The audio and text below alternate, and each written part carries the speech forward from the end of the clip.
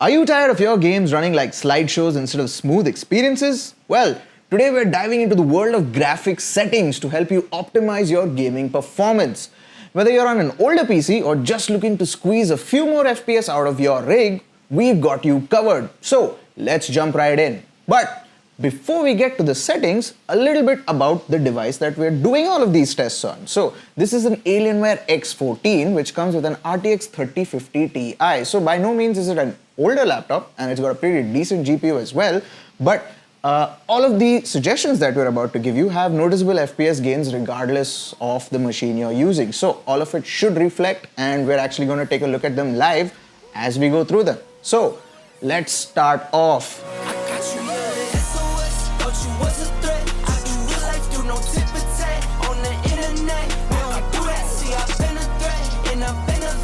First up is resolution. It's not just a number, it's crucial for performance and visuals.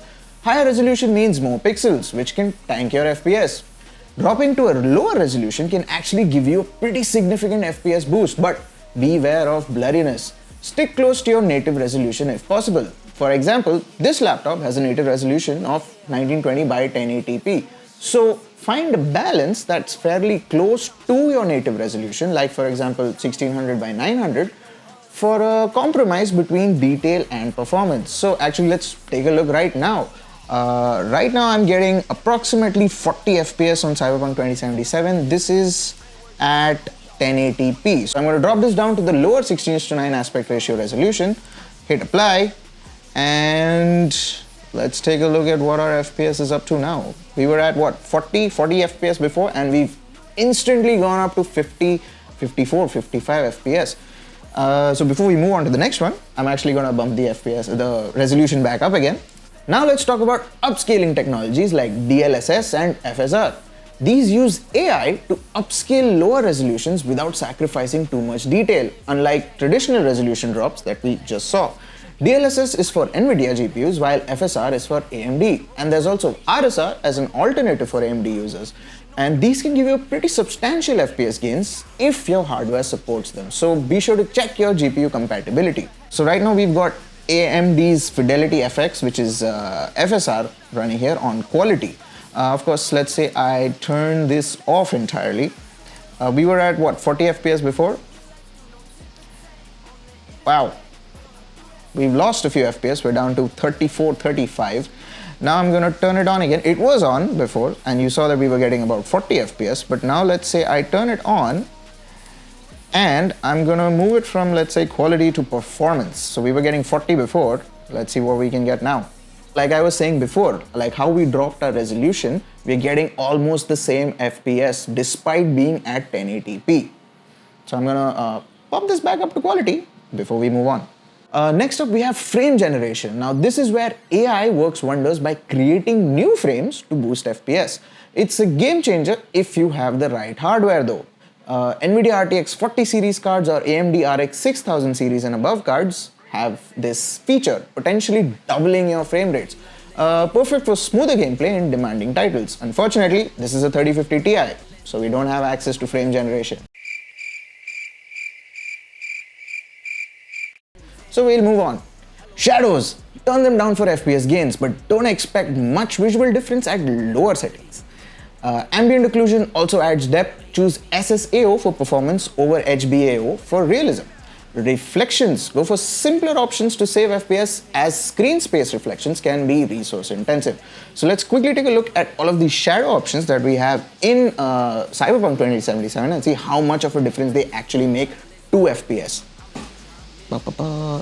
So coming to the settings, if we scroll down, there are actually a lot of shadow options in Cyberpunk specifically, and you can see here local shadow mesh quality is set to high. Let's bring that down to medium. Shadow quality, medium. Cascaded shadows range, medium. Shadows resolution, medium. Shadows resolution, medium. Let's see what else. Ambient occlusion is high. Let's set that to medium.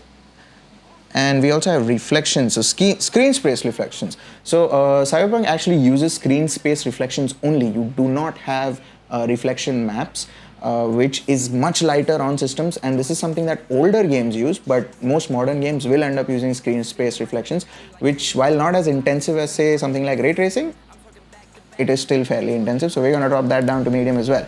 So we were at 42 FPS. Let's see what we get after that. Boom. That's almost as much as dropping your resolution. So that's what, 15 to 16 FPS gain just from turning your shadows down to medium. And in terms of visual difference between medium and high, especially for on lower resolutions, you can't really tell all that much of a difference unless you obviously turn them off entirely. And let's do a quick fire round. All right.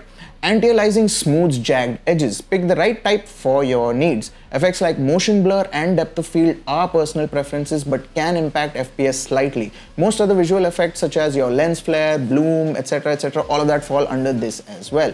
You also have something called VSync. While not much of a performance booster, it does help prevent screen tearing, which is useful on monitors with lower refresh rates. So let's quickly take a look at some of those effects, those visual effects that are there in games. Especially Cyberpunk, it has quite a lot of them. Over here we can see most of these fall under the basic effects. You've got film grain, chromatic aberration, depth of field, lens flare, and motion blur.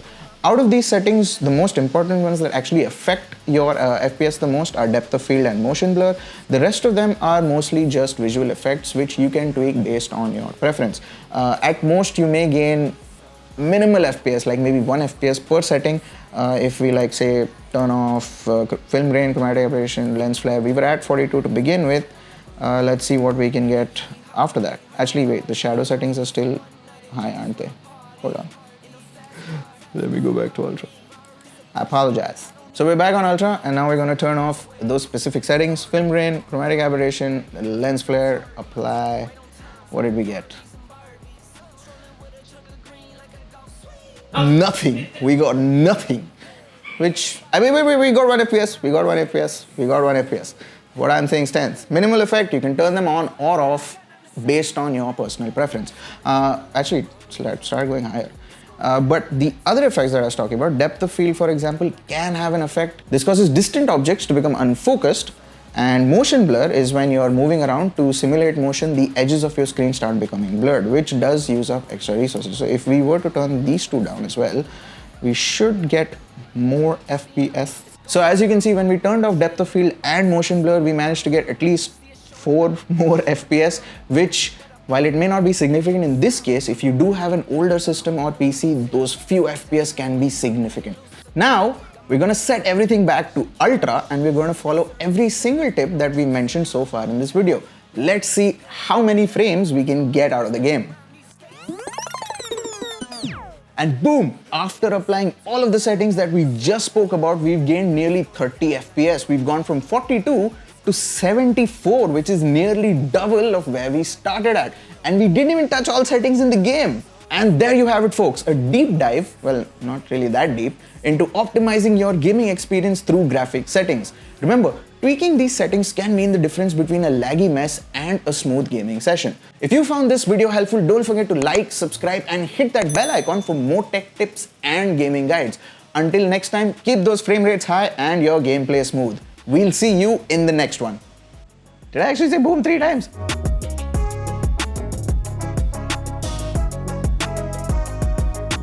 Boom!